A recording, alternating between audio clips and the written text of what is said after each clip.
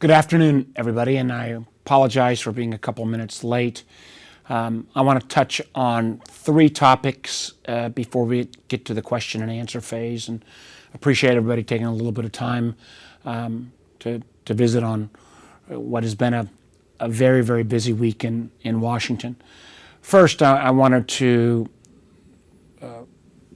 reiterate something I think we put a release out on yesterday, that I've once again reintroduced bipartisan legislation called the Rural Jobs Act that takes a very successful program of new market tax credits, but sets aside $1 billion of those new market tax credits for communities that are less than 50,000 in population. That would benefit wide swaths of Virginia. The new market tax credit program has been very successful. Many years it's been oversubscribed. The problem has been oftentimes these tax credits have gone more to suburban and urban communities, and by setting aside $1 billion of these tax credits for rural communities, that will disproportionately help Southwest and South Side, the Valley, the Eastern Shore. My feeling is that we can make sure that as the economy reopens post-COVID, that the job growth will not just take place in the 95-64 corridor, but other parts of Virginia will be included. The second item I wanted to raise, which strangely enough has not gotten very much attention, but I think it may be one of the most significant pieces of legislation that we've taken up this year. And it is on the floor of the Senate right now. I think it'll be concluded next week. And it's called the Endless Frontiers Act. The Endless Frontiers Act really says we need to take on the challenge economically and technologically with China. This is a subject I've shared with many of you over the years from my vantage point of the Intelligence Committee as chairman. I've seen China invest record amounts of money, combining with their level of intellectual property theft, where they have very specifically laid out in areas like 5G, artificial intelligence, quantum computing, where their hope is to not only set the standards, but really dominate these new technologies. The Endless Frontiers Act really has got three items I think that are incredibly important. One is it dramatically increases, at least on an authorization level, the amount of basic research that would be done in this country through the National Science Foundation, which is the headquarters is housed in Virginia, and those funds go out to our universities. And it will dramatically increase the amount of funding that goes to our national labs. Those national labs are run by the Department of Energy. We obviously have one of those world-class labs at Jefferson Laboratories down in Newport News, and over the years, this should mean increase in funding for both NSF and the DOE labs. Two items that are much more specific, that are real money, that is being emergency appropriated, and it's two areas where I'm proud to be the lead Democrat. One is $52 billion, which will be appropriated for semiconductors. Semiconductors, microelectronics is the heart and soul of every device we operate, from our cell phones to our televisions to our cars to our aircraft and planes. They literally go into everything. And over the last 20 years, we've seen American production on semiconductors go from about 37% of the worldwide production down to 12%. We've seen China literally flip the numbers, go from low single digits to now mid-30s in terms of the world's production. We see at this moment in time literally not a single new semiconductor factory, or they're called foundries or fabrication facilities, being built in America. In Virginia, we have two of these facilities. We have one that's active up in Northern Virginia that is run by Micron, and unfortunately we have one that's shuttered because we didn't keep up with the technology right outside of Richmond, I believe in Henrico County. Our CHIPS bill, the $52 billion, will commit $39 billion to help build 8 to 10 of these new foundries in America over the next 5 to 7 years. It will also commit an additional $12 to $13 billion in research dollars that will go towards increased design, the machining equipment that goes in, very high end, what's called packaging, how you chop up these semiconductors, all areas where America has a lead. But unless we invest, we won't be able to maintain that lead. And while $52 billion in emergency appropriation is a lot of money, to put that in comparison to our competitors, if we look at China itself, China is committed $150 billion, 3 times that amount from the Chinese government being committed to the semiconductor industry. South Korea, an economy much smaller than ours, recently announced $350 billion in semiconductor industry. And Taiwan, right now, which already produces literally 63% of all the semiconductors in the world coming out of Taiwan. One of the reasons why China's focus on Taiwan has increased so much is because the intellectual capital that's in the semiconductor industry in Taiwan is critically important as well. We are trying to get some of these top Taiwanese companies like TSMC to build some of their fabrication facilities, these new plants here in America. And this $52 billion combined with state incentives, and I hope Virginia will be one of those states that competes for these new facilities, is critically important for our national security, for all of our devices. Matter of fact, right now we have auto factories shut down in America because they don't have enough access to chips, to semiconductors. So this is critically important for our national security, for our competitiveness, and my hope is we will broadly pass this piece of legislation next week. Connected to that is also an area which, again, I've shared with many of you around 5G, which is the next generation wireless technology. Again, I've talked about this a lot. We've seen, again, a Chinese competitor, Huawei, take a dominant role in 5G. This legislation will put up $2 billion of emergency appropriation to jumpstart what's called ORAN, Open Radio Access Network. How do we move beyond 5G into more software-based wireless systems where, again, America can compete and win in conjunction with our democratic allies around the world. So I wish this was getting more attention versus a lot of the noise that's out there. This investment of $52 billion on semiconductors, $2 billion on 5G and ORAN are the most significant actions we've taken vis-a-vis our competition with China of literally anything I've seen since I've been in the Senate. And I think it deserves a lot more attention. Finally, before we get to questions, let me address the tragic circumstances in the Middle East. Let me say at the outset, I strongly support Israel's right to defend itself. And the idea that Hamas is indiscriminately sending rockets into civilian areas in Israel is wrong. But at this moment, for anyone who wants to see peace, we need to see an immediate ceasefire. The death of Palestinians, the death of Israeli citizens is not aiding the process of getting back to a more stable Middle East. I'm concerned as well with the number of Israeli Arab citizens who have taken to the streets in an unprecedented way, pushing back against some of the actions of the Netanyahu government. As a long-term supporter of Israel, it is critically important that we see this ceasefire come about right now so that the bloodshed can end. And whether we deal with the legitimate concerns of the Palestinians who live in the Gaza Strip, and for that matter, obviously the Israeli Arab citizens as well, those needs need to be met. All that needs to start with a ceasefire. And again, Israel's right to defend itself, I will always stand by, but we need a ceasefire now to end the bloodshed and let the folks get talking on a more active basis. So with that as my opening comments, Val, I'm happy to turn it back over to you and happy to take questions. Okay, the first question is from Joe at WCHV. Senator Warner, thank you for having the press availability. You mentioned in Rural Jobs Act that tax credits will be is what it is.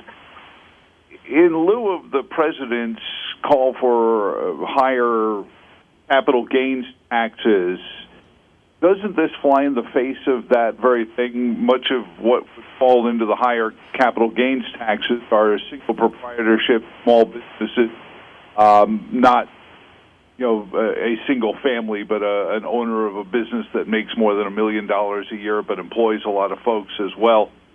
If tax credits work to spur investments, why would, and maybe you wouldn't support a tax increase on the capital gains tax? Well, Joe, we've had this conversation before, and let me answer you, but let me break it down. The New Market Tax Credits is a program that goes back literally to the 90s. It's been very successful. The problem with it has been, though, rural communities have not gotten their fair share, number one. Number two, there was also another tax credit that was put in place during the Trump administration, which I supported, called the Opportunity Zones, that I also thought had a lot of potential for rural communities and, for that matter, disadvantaged urban communities. Frankly, the implementation of the Opportunity Zones didn't make a lot of sense, and it ended up being a fairly good deal for certain real estate deals, but did not spur the kind of job growth that I think it needed. So I hope that will be revisited and re-examined. And Joe, I've seen the president's proposals on capital gains tax,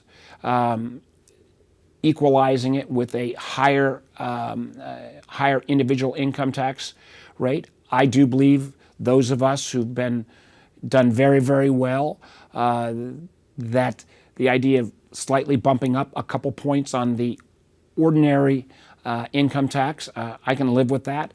I'm not sure raising the capital gains taxes to the ordinary rates is the right answer. I think raising capital gains taxes, there is a sweet spot where you can raise capital gains, still have a differential between capital gains and ordinary income, and generate more revenue. I do think at some point you get to a point that you could actually see this rise in capital gains tax end up being a revenue loser, and that'll be part of the negotiation going forward. I will say this, though, Joe, that on corporate rates, America right now is 35 out of 35 industrial nations in the world. We are the lowest corporate tax rate, beyond even the effective tax rate, which is much lower, of any industrial nation in the world.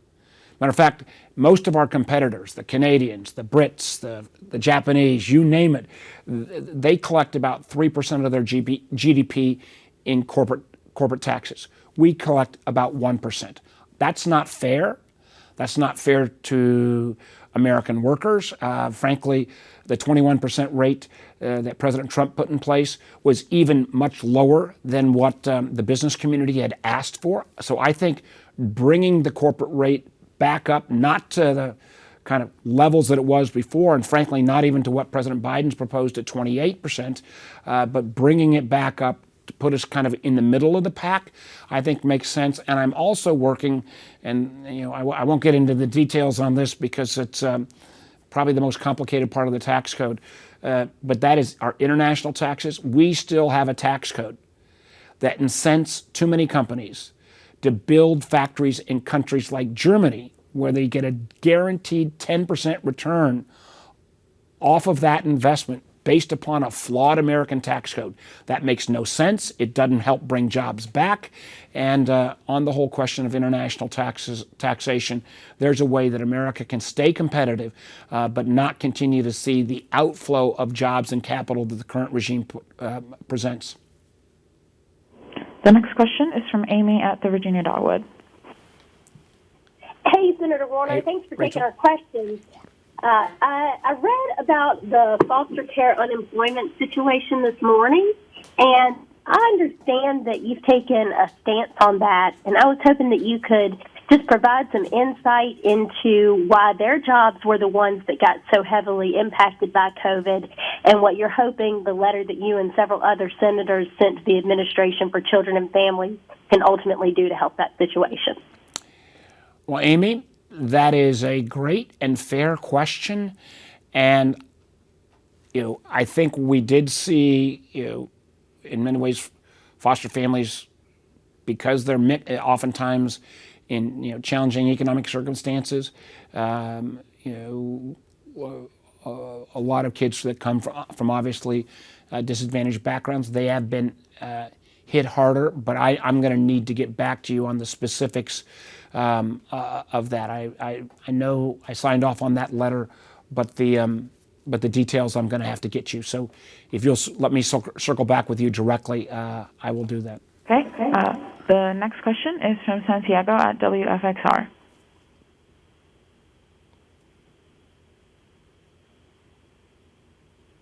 Santiago, are you on the line? Okay, we'll go to Mike at WVEC.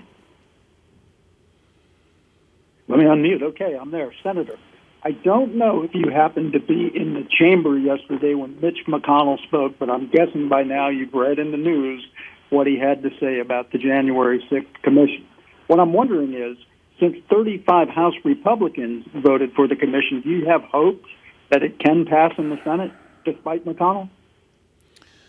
Well, Mike, that's a really good question. As somebody who was on the floor of the Senate on January 6th, when the insurrectionists broke in and trashed our Capitol, when the insurrectionists didn't give a hoot whether you were a Democrat or Republican, they were out for blood, whether it was for the Vice President or the Speaker of the House.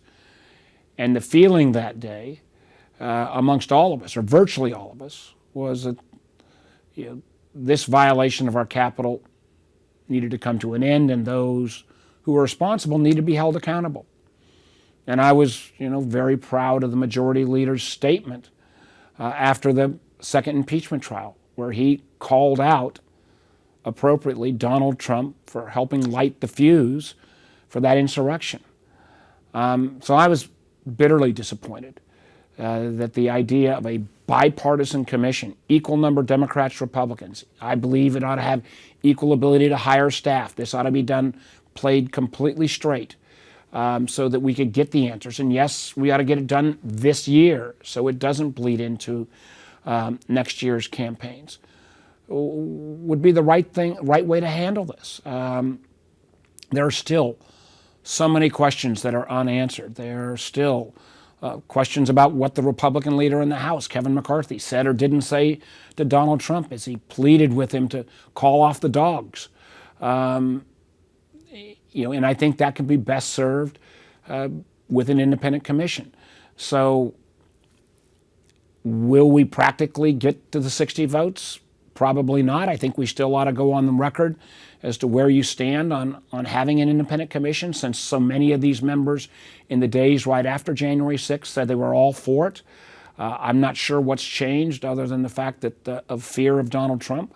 But if we don't get an independent commission, I sure as heck hope that the appropriate committees in the Senate will finish their investigations. There are questions that we who work up here on Capitol Hill deserve the answers, but more importantly, there are questions that the American people deserve the answers to, and it ought to be done in an independent, nonpartisan, bipartisan, whatever you want to call it, way, so that one, we know what happened, two, we can be better protected from it happening again, and three, one of the things I think this country has to grapple with is the rise of domestic violent extremists on both ends of the political spectrum, but disproportionately coming from white supremacists, is a grave national threat to our security in this country. And we ought to acknowledge that the same way that Canada, the UK, Germany, and Norway have acknowledged that in their countries, their biggest threat to internal security is the rise of right-wing white supremacist groups. We've had the FBI say that as well. I don't think it's gotten near the attention, and we ought to be approaching that, again, I hope in a bipartisan way, and I think the independent commission would have given us that mechanism. Okay, the next question is from Karam at 92 News Washington. Senator, thank you much for your time. I have a question about your position on Israel-Palestine conflict. Rest buildings were down. According to UN, more than 40 children has been killed in different crises by Israeli forces. There are no signs of ceasefire so far. And you and the U.S. government is begging for ceasefire from the government.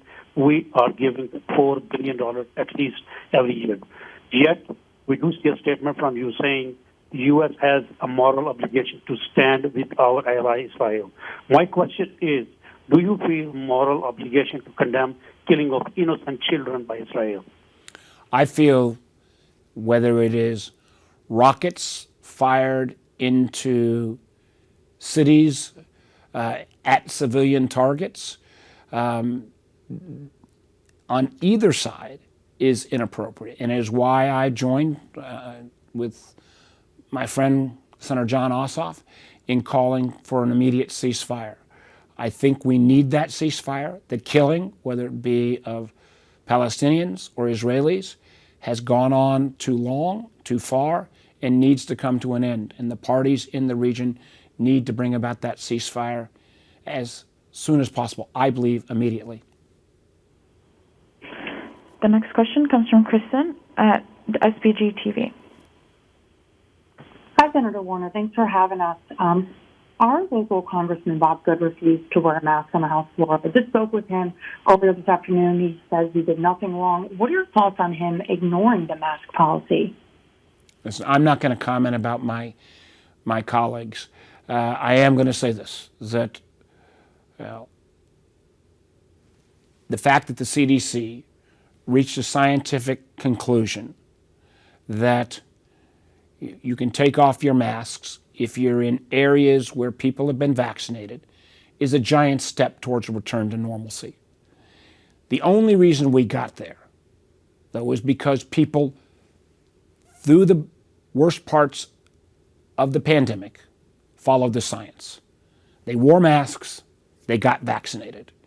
And I believe going forward that as universities, and I think they have the right, and in certain cases almost the obligation, to decide that, for example, if students are coming back on campuses, that they have an obligation to get vaccinated.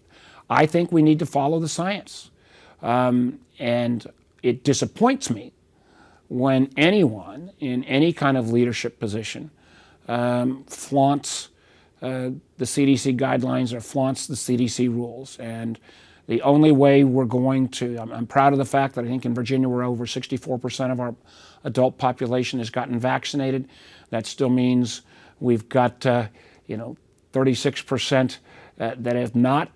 I strongly urge my fellow Virginians, get out, get vaccinated. If you don't care about yourself, at least do it for your friends and family and the ability to get our society back to normal. The next question comes from Lyndon at VPM. Lyndon, are you there? Yeah, sorry. I was on mute there. Thank you, Senator, for taking the time again today. Wanted to expand upon more about your position on the Israel-Palestine conflict, specifically how it relates to some of the residents here. Just yesterday, there was a demonstration in Richmond where around 200 people were marching, condemning the Israeli occupation of Palestine. So if you could more expand, outside of the ceasefire, I know that you, along with Senator Tim Kaine, joined 27 other federal lawmakers calling for the ceasefire recently.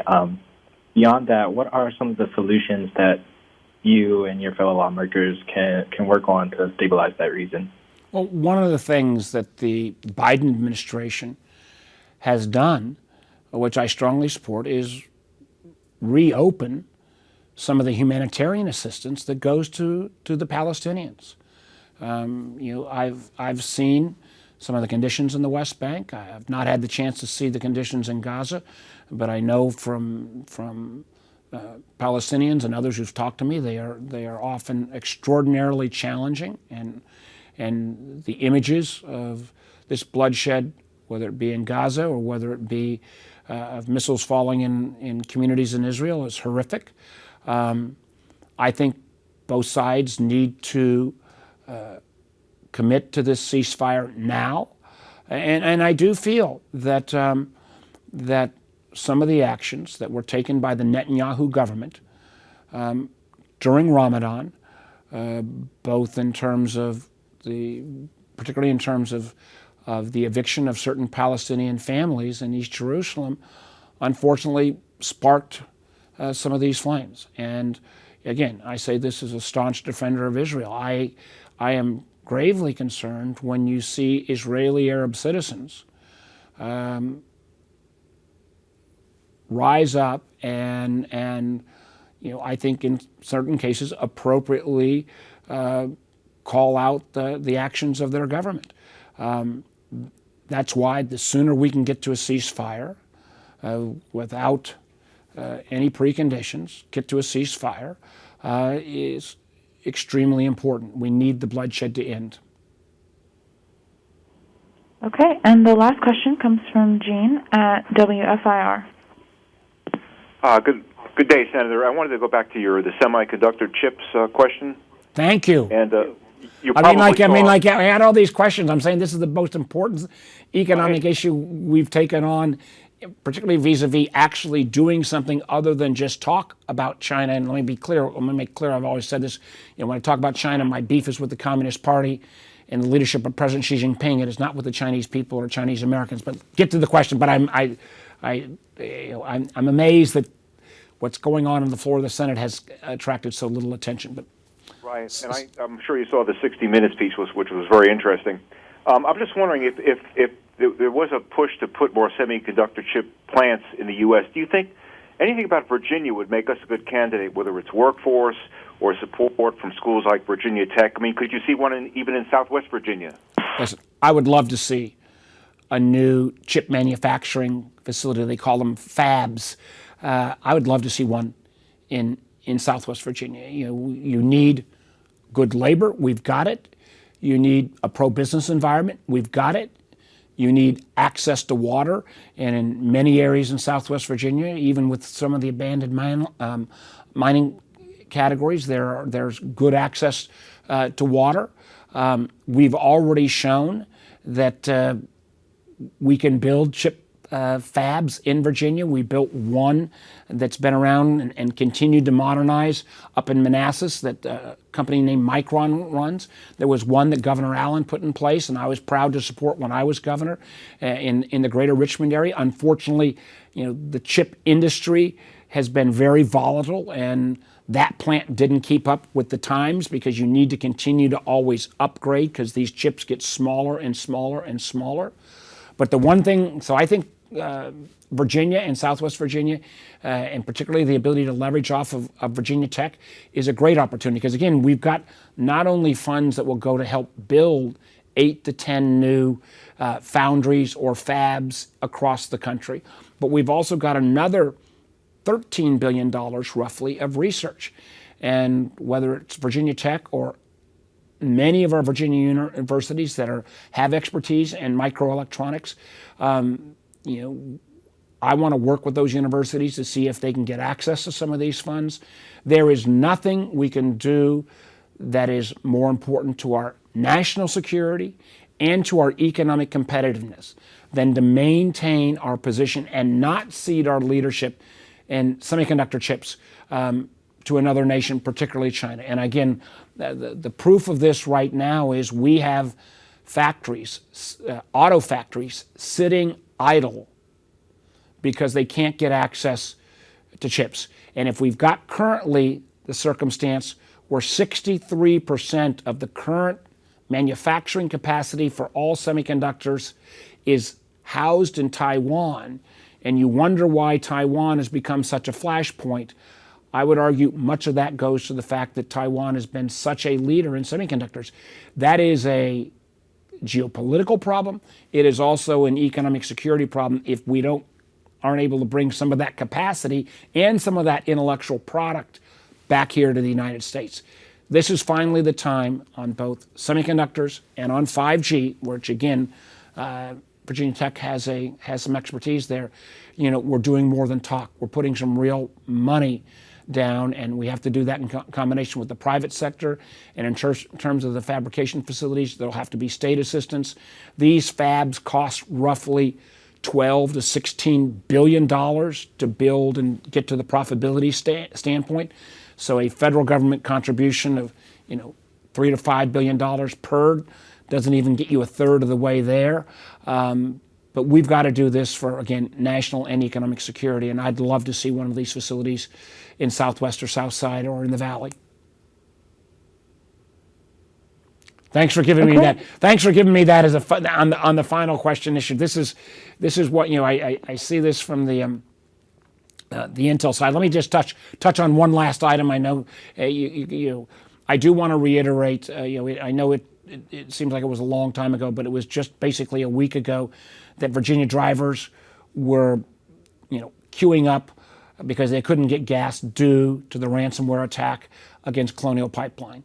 I am still actively working in a bipartisan way. We need to make sure that when a piece of our critical infrastructure or a company like SolarWinds, where the Russians penetrated 18,000 companies, that there is a requirement that that information is relayed to the government and to others in the private sector, because we've not seen the end of these ransomware attacks or these cyber attacks. And I think last week was the first time this message really came home in a visceral way to Virginians and Americans, and we need to up our game. Thanks so much, everybody.